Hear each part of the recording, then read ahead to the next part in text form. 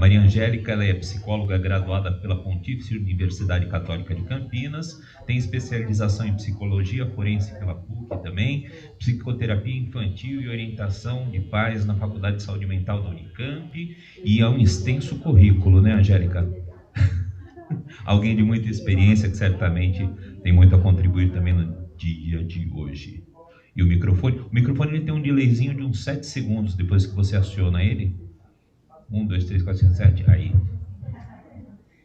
Boa tarde a todos, todas. É um desafio enorme, né? Poder continuar a fala e esse momento de reflexão, depois de tantas contribuições, de tantas vivências, de tanto aprendizado, de tantas emoções que o dia de hoje provocou e despertou em todos nós, com certeza, né?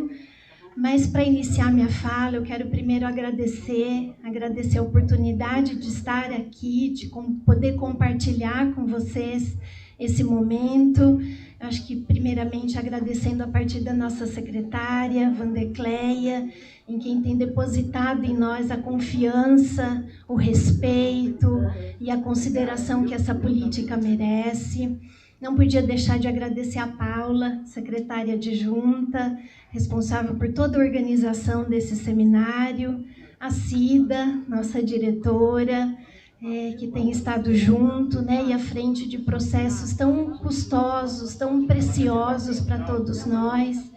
E não podia deixar de agradecer imensamente e especialmente a todos os trabalhadores do SUAS que se encontram aqui hoje, né, nessa tarde, profissionais que têm feito um esforço sem medida de elevar, de colocar a nossa política, né, o nosso trabalho num lugar de política pública e não medindo esforços para qualificação, para profissionalização e para a qualidade dessa oferta, apesar de todos os desafios que se colocam, né? Então, acho que a minha tarefa aqui hoje é olhar um pouquinho e poder pensar um pouco a partir do SUAS, qual é o nosso lugar e a nossa contribuição nesse contexto das relações de violência que se estabelecem especialmente, eu vou tentar focar minha fala, o SUAS é muito mais ampliado, né, do que o contexto da violência, especialmente a violência de gênero, mas eu vou tentar focar minha fala hoje e direcioná-la no contexto da violência de gênero, tá bom? O passador na sua frente, Angélica.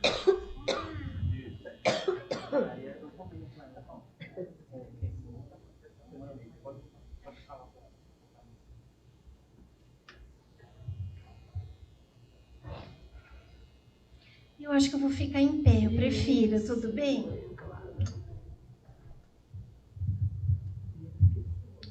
Eu acho que trazer um pouquinho algumas considerações, né, em torno da política de assistência social. Eu acho que, primeiramente, dizer desse esforço contínuo e árduo, cotidiano, né, de uma política que se coloca, de um fazer que se coloca num lugar e num patamar de uma política pública.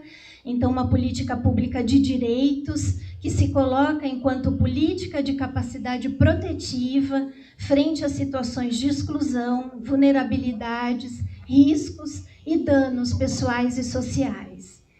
A política de assistência social, na sua estrutura, ela apresenta 2 eixos que são estruturantes para todo fazer, para todo pensar, todo construir dessa política, né? Que é a matricialidade sociofamiliar e o território. A matricialidade sociofamiliar, trazendo a questão do foco, da essência, de toda a pauta sobre a família, considerando que é a partir da família que as relações primárias, né, e sociais acontecem e se estabelecem. E o território, na ideia do espaço, né, de abrangência daquela família, do usuário, das pessoas, e não só da abrangência, da vivência, das relações, do vivido, onde tudo acontece. A política de assistência social tem como objetivo essencial afiançar a segurança de sobrevivência de acolhida, de autonomia, convívio familiar, frente a situações de risco e de ameaça.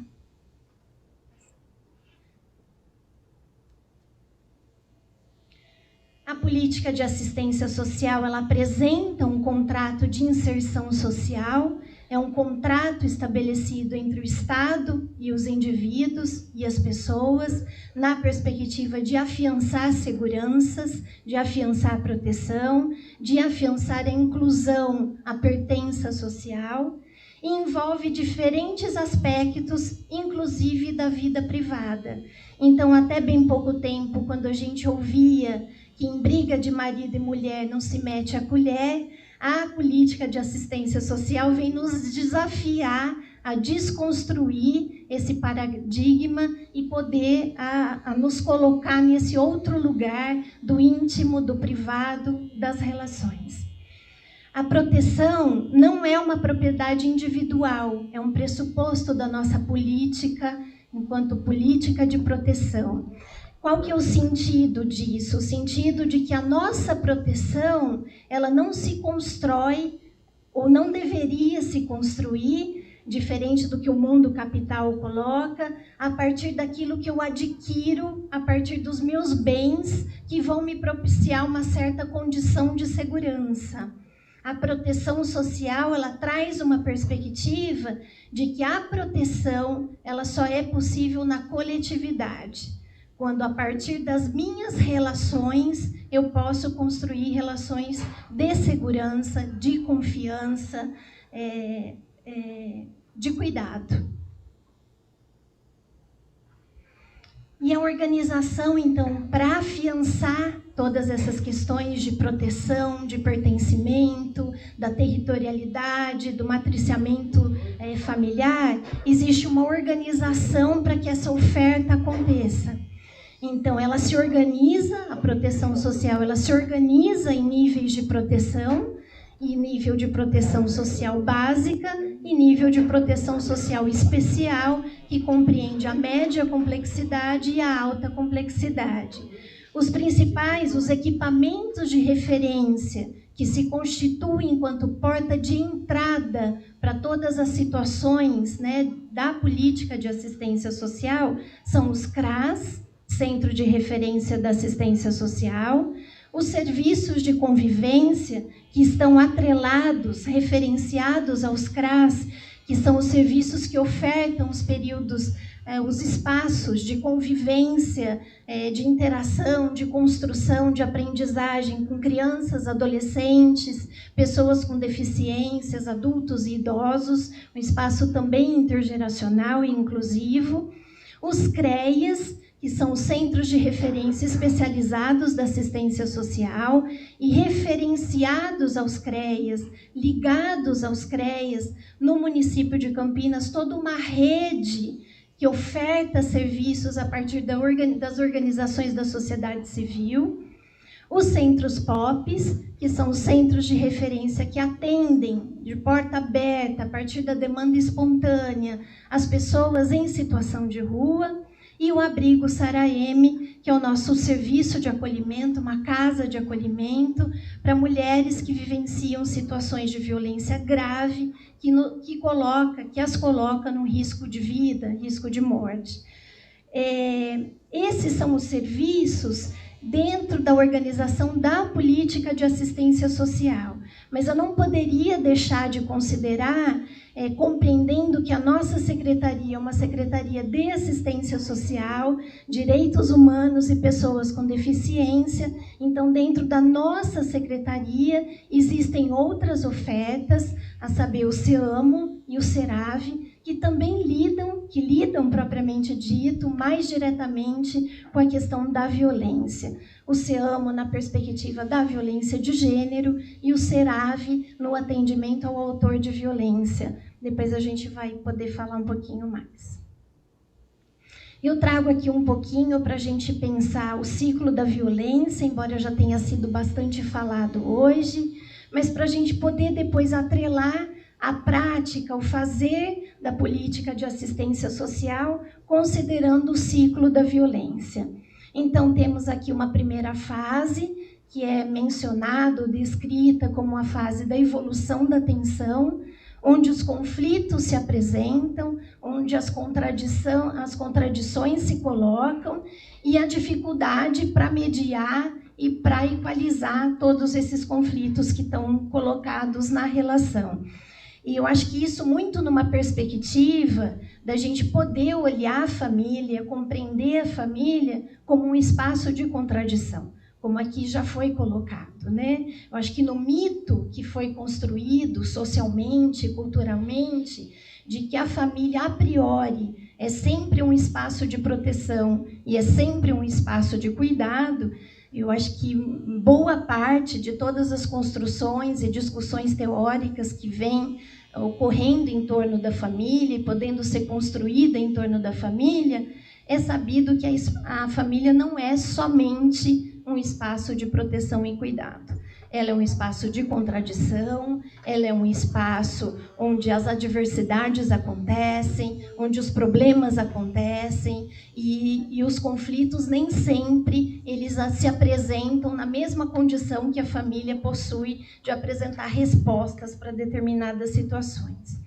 Depois, uma outra fase, então, que é a fase 2, que é a explosão incidente de agressão, que é onde, de fato, a agressão acontece.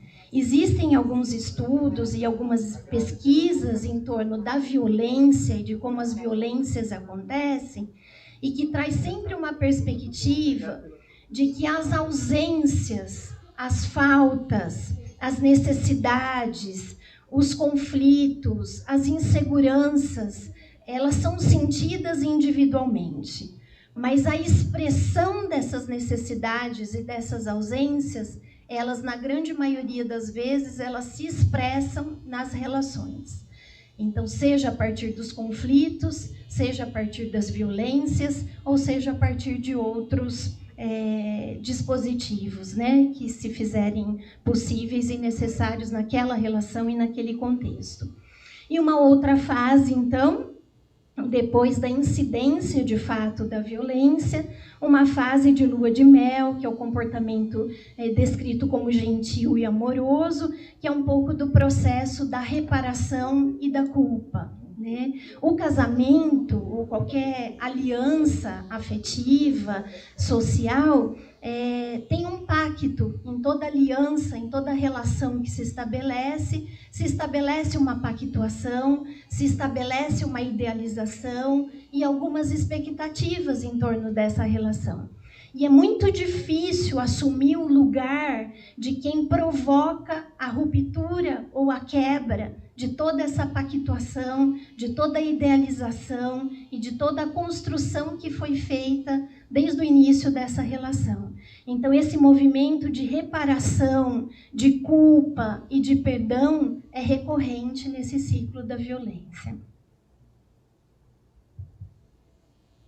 E aí, contextualizando, então, pensando no ciclo da violência, nas ofertas e na proposta do SUAS enquanto política, eu trouxe um pouquinho, tentei descrever, acho que podendo também dar voz a inúmeros trabalhadores que estão aqui comigo da política de assistência social e que, com certeza, hoje no território, no cotidiano, teriam condições muito melhores, muito mais ampliadas a partir do olhar de cada um, de poder dimensionar essa relação do trabalho, né, com a questão especialmente da violência. Mas eu me coube aqui o papel de traduzir um pouco, de exemplificar um pouco da relação e desse trabalho. Então, na proteção social básica, que se dá a partir dos CRAS, que são os Centros de Referências da Assistência Social, distribuído nos diferentes territórios do município de Campinas, assim como de qualquer outro município,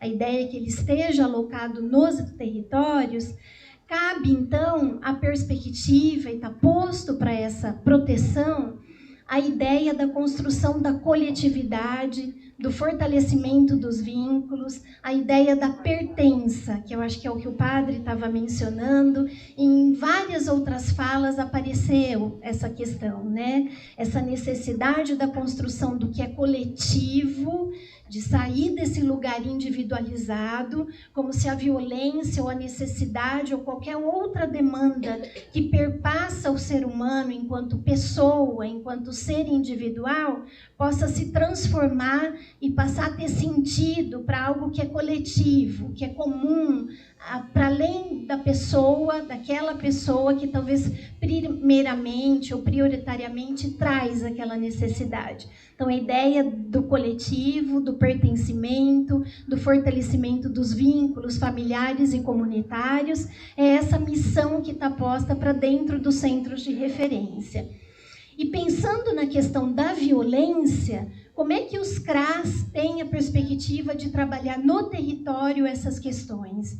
Então, a partir de algumas ações, a partir de alguns pressupostos, como, por exemplo, a partir da informação. Então, como se discute as questões da violência dentro do território? A partir da construção de diagnóstico, a partir da construção de perfis da violência, como é que eu problematizo essas questões para dentro do território, envolvendo todos os atores daquele território, daquela comunidade, das diferentes políticas públicas, das diferentes pessoas daquela comunidade que está alocada nesse território. Como é que eu falo sobre o tema? Como é que eu dialogo, né? Como é que eu coloco essa questão para dentro desse território? Uma outra questão bastante importante colocada para os CRAs nessa perspectiva da proteção e da prevenção em relação à violência é a questão de desenvolver ações na perspectiva dos reconhecimentos da violência. Foi muito falado aqui hoje o quanto que a violência é naturalizada e quanto que, por vezes, é muito difícil as pessoas se reconhecerem no ciclo ou na vivência da violência. Então, esse papel dos reconhecimentos, de discutir sobre as relações, sobre as situações, sobre aquilo que é vivido naquela comunidade, vai dando um lugar de reconhecimento dessas relações. Um papel bastante importante em relação à proteção básica, que é na perspectiva do romper o silêncio. A violência é muito difícil, é algo muito difícil de ser dito, de ser discutido, porque envolve exposição, envolve risco, envolve ameaças, envolve uma série de questões ao se falar de violência. Então, como é que eu vou construindo com essa comunidade e com as pessoas que ali estão inseridas essa quebra do silêncio? A pactuação, essa pactuação do segredo, daquilo que é permitido e que não pode ser permitido, que é a violência. Os espaços de reflexão, os grupos para refletir sobre o tema, para construir possibilidades dentro do território, de apoio, de perspectivas de prevenção, de se antecipar aos fenômenos, às ocorrências de violência naquele território.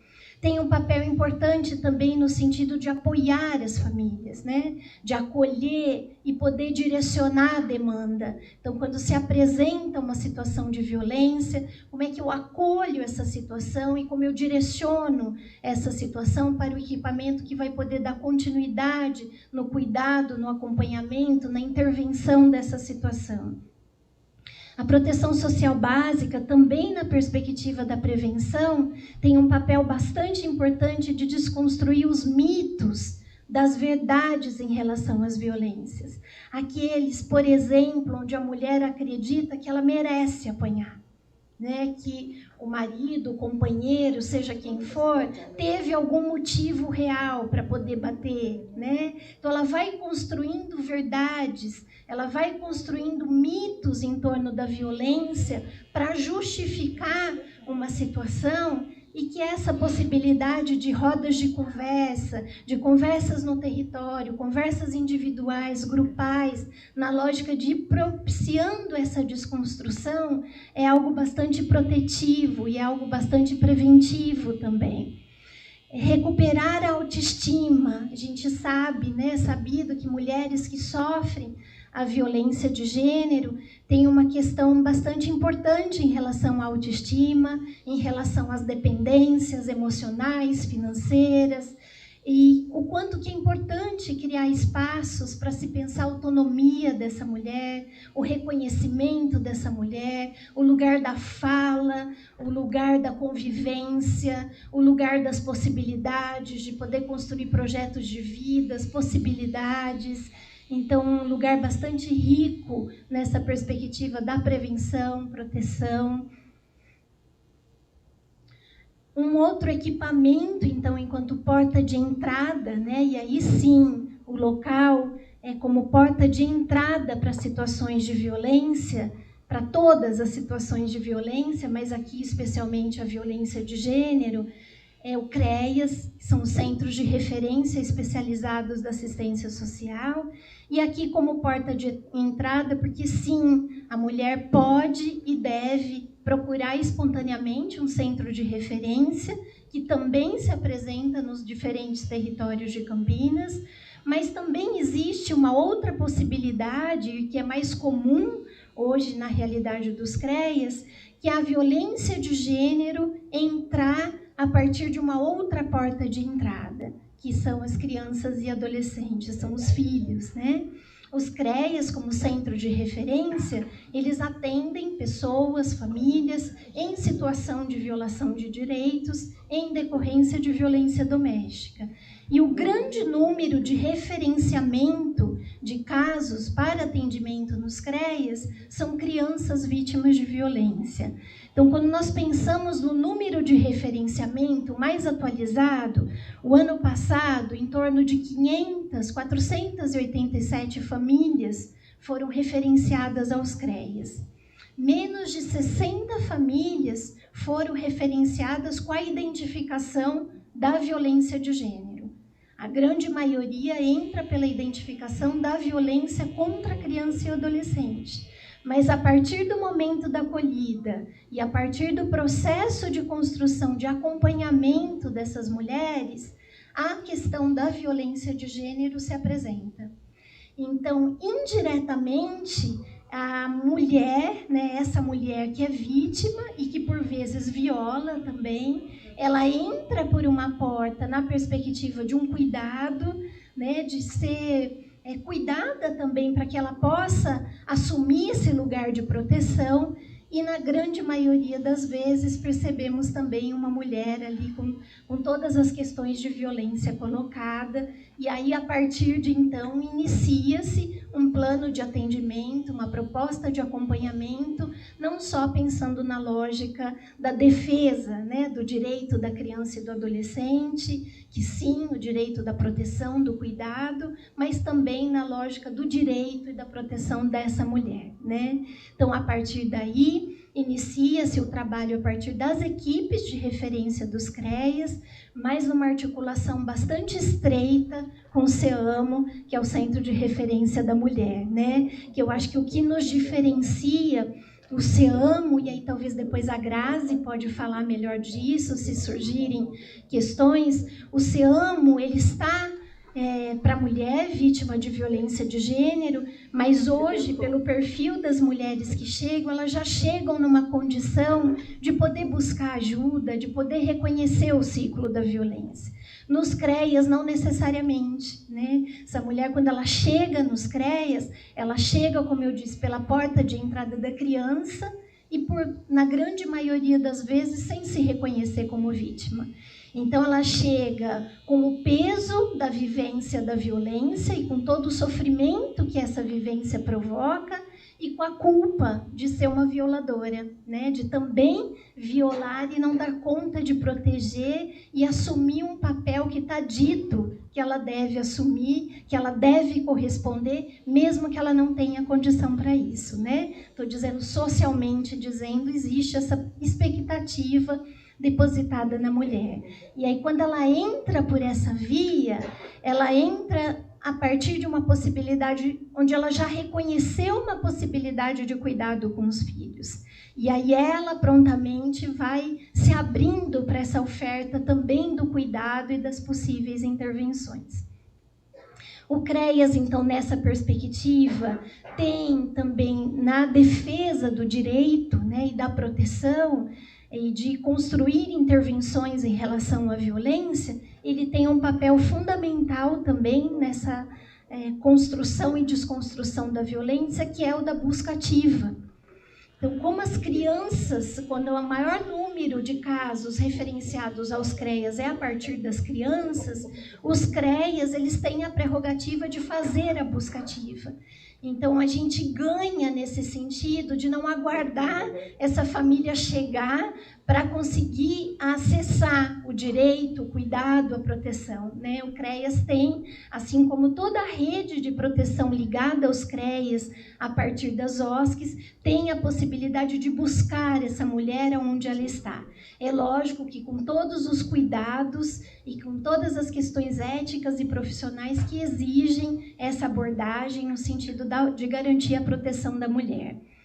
A questão da acolhida também está posta para os CREAs, parece algo tão dado, né? Essa capacidade da acolhida, mas o quanto a gente vem se desafiando a aperfeiçoar e profissionalizar essa capacidade da acolhida, né? Aquele momento onde a mulher, onde a família, nesse caso da violência de gênero, a mulher chega, como é importante, como é disparador ou não de todo o restante dos processos que vão se dar com essa mulher, a partir da acolhida, se de fato ela sente o espaço do acolhimento, da escuta, sem juízos de valores, sem preconceitos, sem colocar o meu padrão pessoal, né, ou profissional do modelo de vida ou de família que eu adotei, e o quanto que isso é desafiador no cotidiano, por mais que pareça algo tão natural, né, e tão possível, essa questão da acolhida. Um outro papel, uma outra função bastante importante dos CREAs, enquanto centros de referência, é construir com a mulher essa possibilidade do reconhecimento da violência. A gente não avança na perspectiva da superação, do rompimento do ciclo da violência, sem antes ela conseguir se reconhecer no processo de violência e nas relações de violência. Um outro passo bastante importante dentro dos CREAs, que é o processo de ressignificação, né?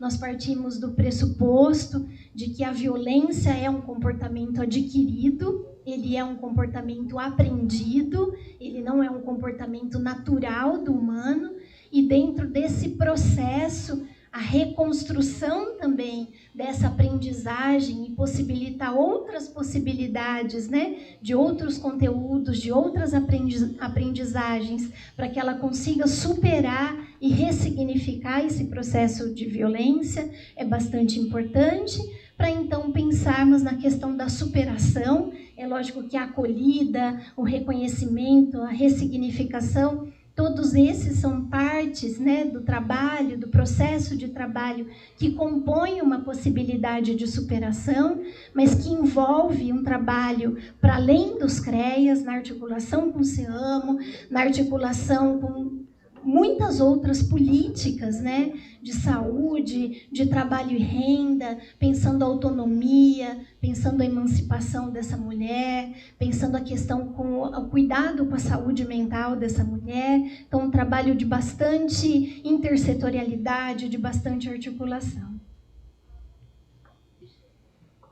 Temos também, né, como porta de entrada no SUAS, para situações onde envolve um risco, né, de vida, de morte, para as mulheres, que se dá o fluxo a partir da delegacia das mulheres, que qualifica esse risco e considerando, compreendendo o risco de morte, diante dessa necessidade, existe a possibilidade do SARAEM, que é uma casa-abrigo, que acolhe mulheres, né, nessa situação de violência de gênero e que tem por prerrogativa, então, ofertar a proteção integral temporária dessa mulher.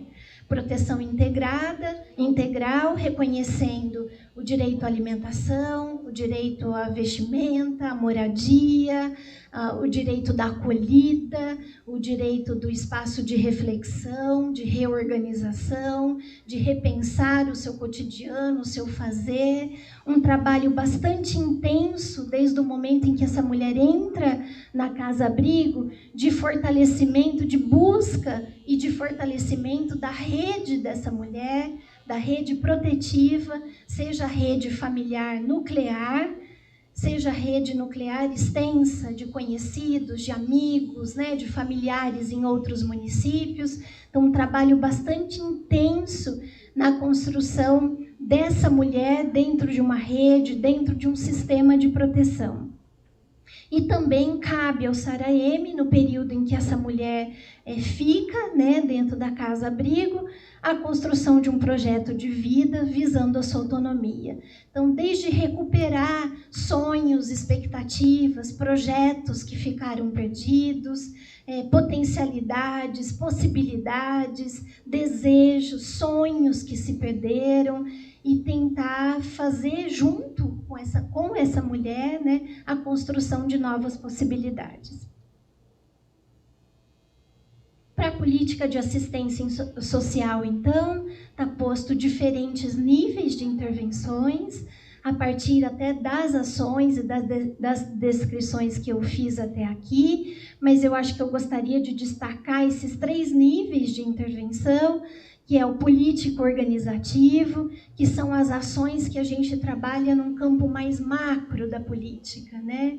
De olhar para processos de diagnóstico do município. Por isso que é muito importante um evento como hoje, a gente atrelar pesquisa, o conhecimento científico, dados, né? Para que a gente possa pensar nessa amplitude da intervenção, a partir dos dados, dos diagnósticos, como é que esses dados dialogam com os diferentes conselhos de direitos, conselhos de classes, com as diferentes políticas, como é que a gente constrói políticas públicas, como é que a gente propõe a partir de toda essa análise, de toda essa construção.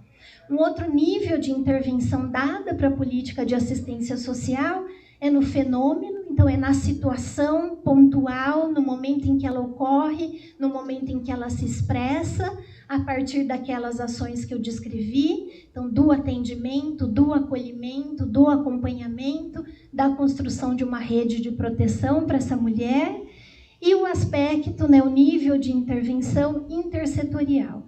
Nenhum trabalho de proteção é efetivo se ele não for construído na rede, né, na perspectiva de construir uma rede de proteção, onde essa mulher se sinta abraçada por diferentes atores, olhando para as diferentes necessidades que ela apresenta e pensando nas potências, nos desafios e como é que a gente constrói isso com ela. E eu acho que, para finalizar a minha fala, eu trouxe um poema que eu gosto muito e que faz muito sentido nessa prática, na minha trajetória dentro da política de assistência social, que é uma política bastante cara para mim, uma política que vem forjou minha visão de mundo, tem forjado as minhas relações, tem forjado as minhas possibilidades de intervenção e tem me forjado como pessoa. E eu gosto muito porque eu acho que dialoga muito com a questão que a gente tem tentado traduzir aqui hoje em diferentes falas, esse lugar da acolhida, esse lugar do sentimento, e sim, claro, sem desconsiderar o lugar do conhecimento e da produção científica. Minha mãe achava estudo a coisa mais fina do mundo. Não é. A coisa mais fina do mundo é o sentimento. Aquele dia de noite, o pai fazendo serão, ela falou comigo: coitado, até essa hora no serviço pesado. Arrumou pão e café, deixou o tacho no fogo com água quente. Não me falou em amor, essa palavra de luxo.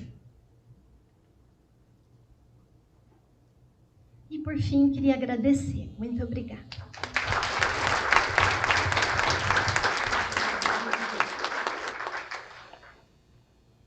Nós aqui agradecemos, Angélica, pela riqueza que você compartilhou conosco. E temos 2 perguntinhas?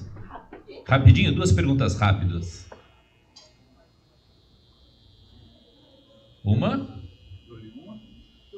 Grazi?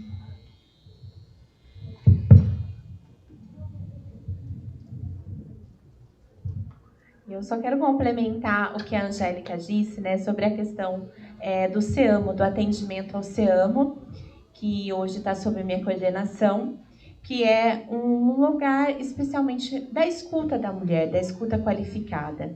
E quando essa mulher ela chega até nós, a gente garante a proteção dessa mulher. O que nos preocupa é quando ela não chega até nós. Eu vou trazer aqui um relato do que aconteceu do último feminicídio. A companheira, né, que na verdade é dessa moça que morreu, mas a anterior, ela começou a passar com a gente e ela tem até uma paralisia facial por causa das agressões do agressor. E a gente conseguiu acolher essa mulher, conseguiu tirar, né, das garras desse homem. Só que, infelizmente, a que sofreu a questão do feminicídio, ela não chegou até a nós. Então, aí eu quero trazer a importância desse trabalho do SEAMO, né? Dessa questão do acolhimento, do fortalecimento dessa mulher. E a gente não pode esquecer, gente, que essa mulher, ela precisa querer estar dentro do SEAMO. Não adianta a gente falar para essa mulher, forçar essa mulher, que a gente vai estar violando o direito dela. Então, ela tem que esperar o momento dela, de ela vir nos procurar, e aí a gente garante todo esse trabalho. Então, quero agradecer, viu, Angélica, por trazer e enfatizar essa importância da questão do SEAMO. E já aproveitando, falando também do SERAV, né, que também está sob a minha coordenação. O SERAV, ele é o trabalho que atende o homem. Essa lei foi modificada na Lei Maria da Penha em abril de 2020, onde fala a importância de trabalhar com o agressor, porque a gente não pode esquecer deste homem, né? Foi falado várias vezes aqui. Se a gente não trabalha com ele, como é que a gente vai começar a reproduzir? Como nesse caso que a gente teve desse último caso de feminicídio. Não trabalhamos com esse agressor, o que ele fez? Ele saiu de um relacionamento abusivo, pegou a outra vítima e ainda o matou. Então, essa é uma importância. A gente tem aí alguns dados dentro da capital, né, do estado de São Paulo, de 65% já está para 2% da questão desses homens. Então, assim, a gente está tendo resultado, sim, muito positivo, né? E a gente aqui em Campinas estamos intensificando mais esse trabalho, né, Paula? A gente vai começar aí com o judiciário, tem muitas coisas aí para chegar, porque é importante também a gente trabalhar, não esquecer dessa questão do agressor. Obrigada.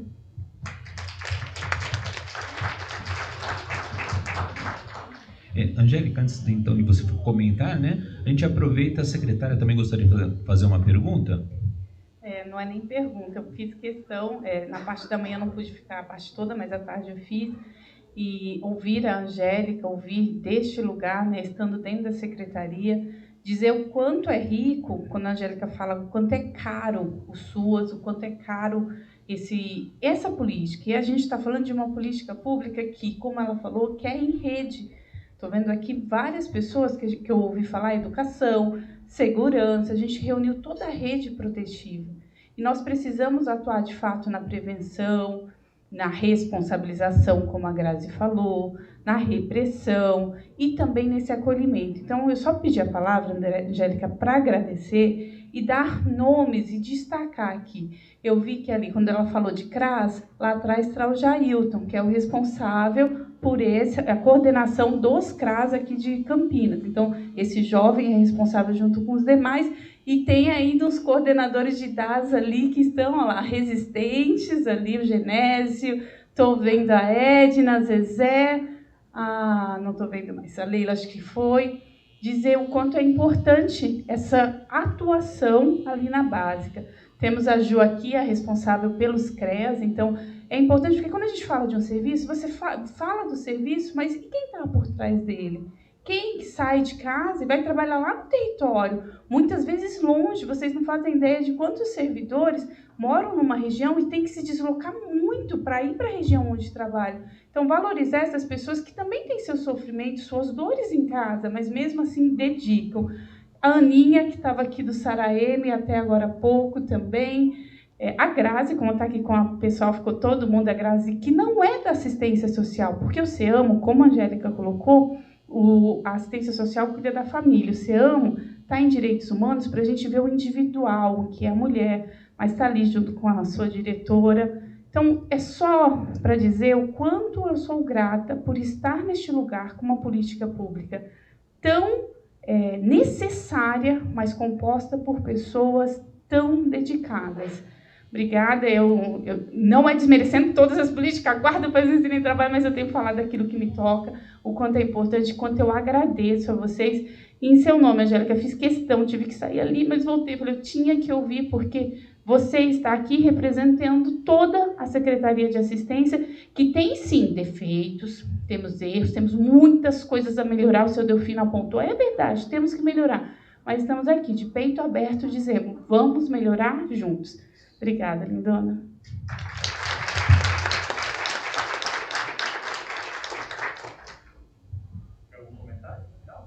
Não, acho que muita gratidão, e é isso, eu queria dividir tudo isso com meus colegas de trabalho, né, com quem eu aprendo todos os dias também.